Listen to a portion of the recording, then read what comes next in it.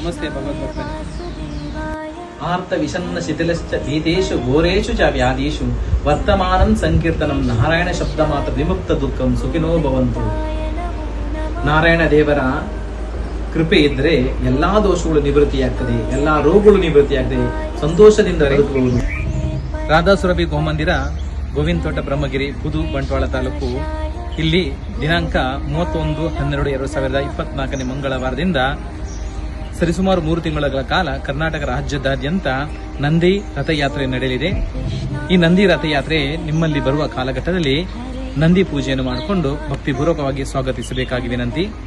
ಶ್ರೀಕೃಷ್ಣ ಸ್ವಯಂ ಗೋರಕ್ಷಣೆಯನ್ನು ಮಾಡಬೇಕಾದ್ರೆ ಪರಶುವನು ನಂದಿಯ ಮೇಲೆ ಕೂತು ನಂದಿ ವಾಹನನಾದ.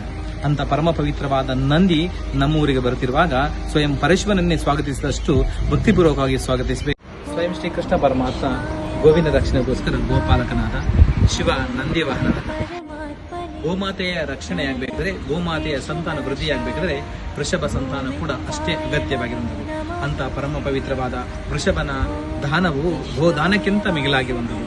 ಆ ವೃಷಭ ವಾಹನವು ನಿಮ್ಮ ಊರಿಗೆ ಬರುತ್ತಿದೆ. ನಂದಿ ಯಾತ್ರೆಗೊಂಡು ಪೂರ್ತಿ ಕರ್ನಾಟಕದಾದ್ಯಂತ ಸಂಚರಿಸಿಕೊಂಡು ಸರಿಸುಮಾರು 3 ತಿಂಗಳ ಕಾಲ ನಿಮ್ಮ ಊರಿಗೆ ಸಂಚರಿಸಿಕೊಂಡು ಬರುತ್ತಿದೆ. ದಯವಿಟ್ಟು ಎಲ್ಲರೂ ಭಕ್ತಿಪೂರ್ವಕವಾಗಿ ಅದನ್ನು ಸ್ವಾಗತಿಸಬೇಕಾಗಿ ವಿನಂತಿ ಮಾಡಿಕೊಳ್ತಿದ್ದೇನೆ.